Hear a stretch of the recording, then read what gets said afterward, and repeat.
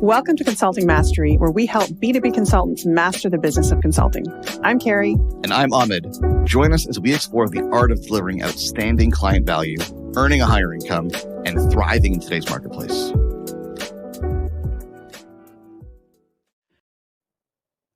Is AI going to take your job? Or more appropriately, is AI going to steal your business?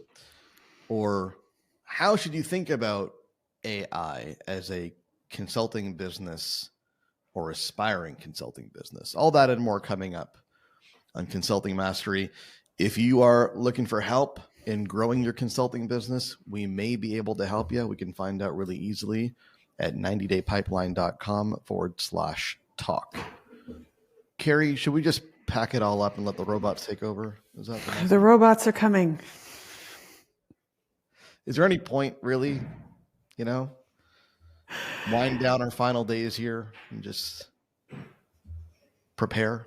Yeah, just coast, just set aside all of our hopes and dreams and relax until they finally come and carry us away. You would think that, listening to some folks talk in this point in time, that it really is time to just throw in the towel, which I think is a really, really interesting sentiment that flies around with some people. Well, a Goldman Sachs study found that generative AI tools could impact 300 million full-time jobs worldwide. Some folks are saying that up to 40% of the global job market will experience significant disruption. McKinsey has said that nearly 12 million Americans may need to switch jobs, and that 30%, this is kind of staggering. Well, they're all staggering. Again, McKinsey's study said that 30% of hours worked in the US could be automated by 2030. 1/3 of all work done. It's staggering, right? It's automated. It's really hard to wrap your head around. And even if those numbers are not accurate, even if they prove to be overstated, even if you come in at half that number, still, significant impact to really everybody to some degree, right? Whether it's you personally or the people that you are working with or most connected with. So to your early question, is it time to just give up? Well, was the rise of the internet time to give up? Probably not, right? Where there's change, there's opportunity. I think we probably need to have a couple of discussions here. One is, how does this affect you if you already have a consulting business, and what should you be thinking about if you currently run a consulting business? And also, let's have a discussion, perhaps on the tail end of that, about if you're thinking about becoming a consultant, getting into consulting, how should you think about this? Does that make sense? It makes sense to me. So I run a consulting business, Carrie. I've been in business for a few years, certainly pre-AI, and now I'm worried at how this might disrupt my business, my operations. Will clients still hire me? Is my business in jeopardy? How do I think about that?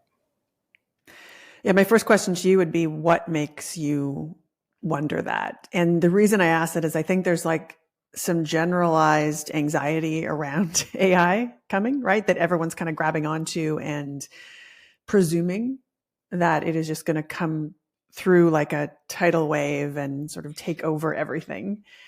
And then there are specific people who, because of the specific work they do and because of where they can see AI starting to develop and where it's kind of starting to bubble up now, are particularly concerned because the thing that they do is somehow tightly correlated to something that a large language learning model could conceivably take over. I think to draw a line in the sand, that I'm gonna try to simplify this and potentially oversimplify it. That's going to be the risk that I run here. But to draw a line in the sand, I think if your work is very tactical, you should be concerned. Because the tactical is what's going to get replaced and disrupted. The strategic will not.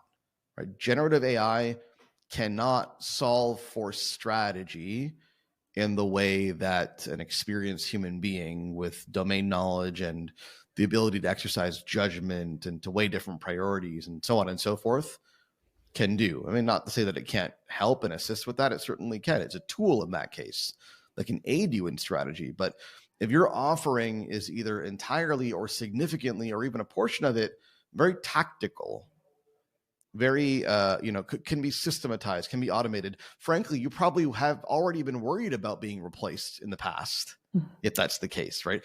Not by robots, but by cheaper workers, cheaper consultants, overseas resources, etc.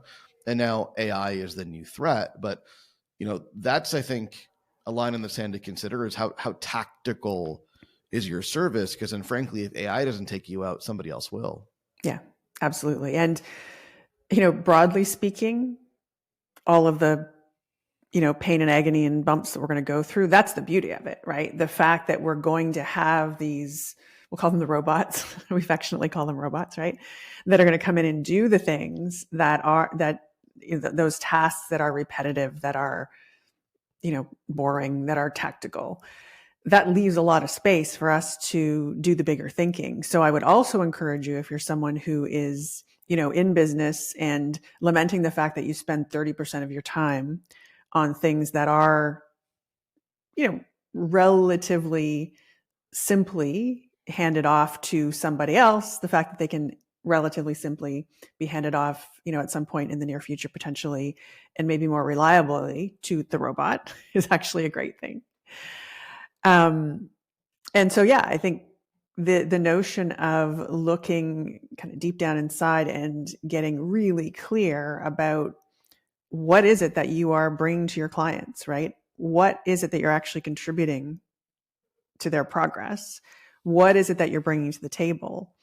And, a true consultative professional is bringing experience and ideas and new ways of thinking and, imagination, all of the things that, at least at this point in time, our AI friends are not able to do. Yeah, I think it points to kind of a common refrain that we've used in the past, which is, are you the pair of hands or are you the brains? Yes. And then again, AI or not, if you are perceived as being a pair of hands by your clients, i.e. they hire you because they need somebody to do the work. They don't have a pair of hands on their team that can do the work. So you're the pair of hands to do the work. If that's how you're perceived by them, if that's the extent of your value proposition, you will inevitably be replaced. Mm-hmm. Pre-AI, you're going to get replaced by a cheaper person, because once I find a cheaper pair of hands, well, why pay one pair of hands more than another? Because they fundamentally do the same thing. They're interchangeable, right? And that certainly is going to put you more at risk if that's the perception of your clients, is that you're merely a pair of hands.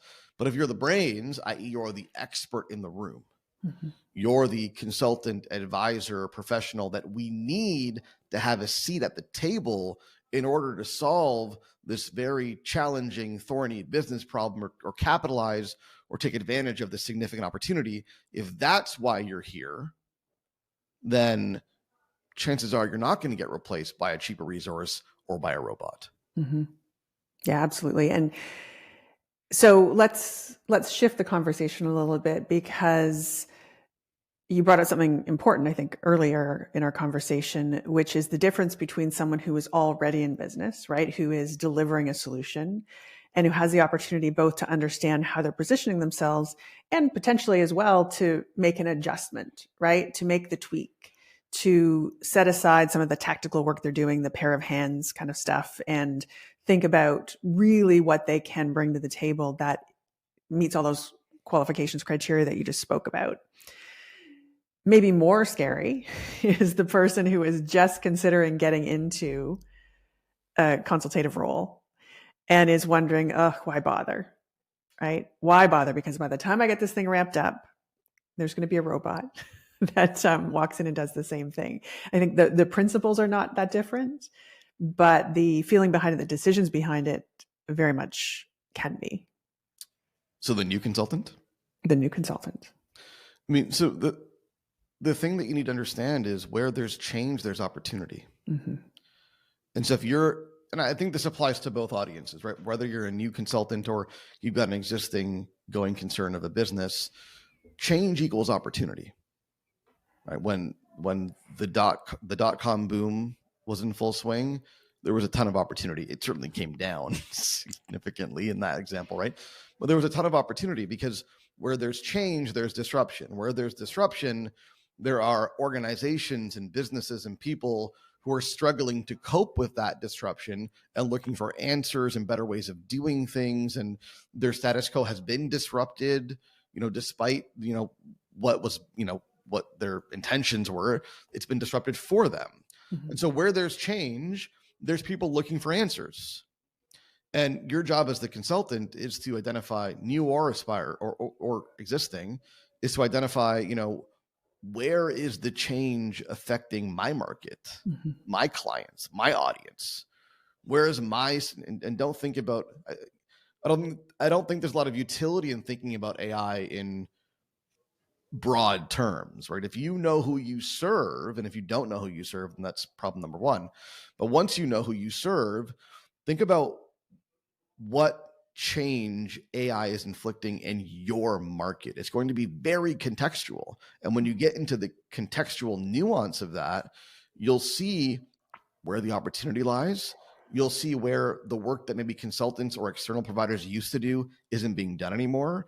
You'll see where your clients are struggling with the adoption of new technologies, and you'll see where you can create more value as a result. And let's be clear, this is not the first time you've gone through something like this. And I think that is a really important thing to remember, because yes, like AI, capital A, capital I, the big thing that we all see coming towards us. Yes, it's a huge, significant change. And also, if you have been in business for any length of time, as everyone who's listening to us presumably has, whether it is their own business or they've been working as an expert in the field, you have had to navigate significant change, even over the past few years, right? When we had a global pandemic launching, the panic around that, what are we going to do? How are people going to adjust? How is this going to impact my clients? Significant and real. And we worked through it. Financial, recessionary fears and ups and downs in the market. Same thing. This one feels bigger, and it probably is. This one feels like it's going to change more things, and it probably will. But if you are close to your clients, if you are paying attention, if you are having conversations, if you are checking in to see what's going on, and as you always did, right? What are their fears? What are their concerns? What are they battling right now? This is arguably not different than that. It might feel like it because it's really hard to understand the thing that's coming in a way that, some other changes maybe were less difficult. But this goes back to first principles, right? First principles being understand your client, right? Stay connected with them, watch, pay attention, see what, themes and trends are happening, and continue to follow the breadcrumbs the way that you always have. Chances are, the human race doesn't get wiped out by AI, at least. Right? If it does, then this whole should I be a consultant question doesn't matter anyway. So stop listening to this podcast. That's exactly. Right. There are other more important things to learn. Chances are, as a species, we're going to do just fine. Okay, but some will be affected more than others. Mm-hmm. Now, in situations like this, I find the gap between folks who adopt a growth mindset and a fixed mindset to be really apparent. Mm-hmm. Because growth mindset people right now are thinking, bring on the change. Mm-hmm. Yeah, it might mean I need to work a little bit differently.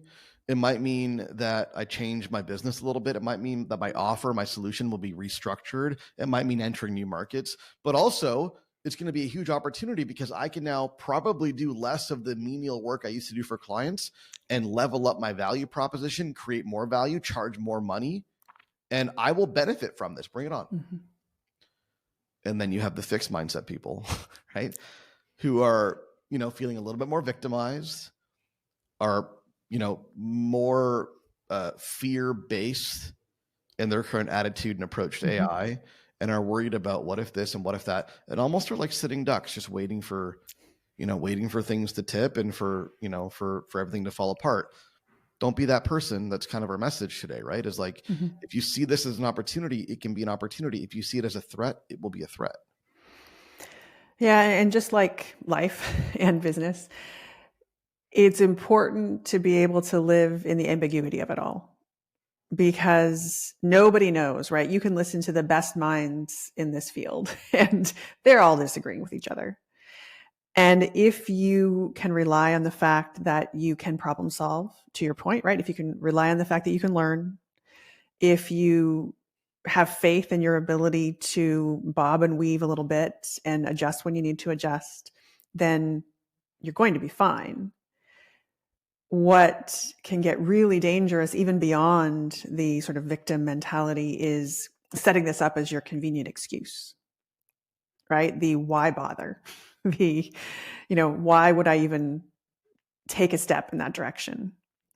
That is dangerous because letting yourself off the hook because of this like boogeyman that you aren't quite clear on what it's going to do yet, that is a thing that will surely take you out much differently than your imagined ways that AI is going to take you out.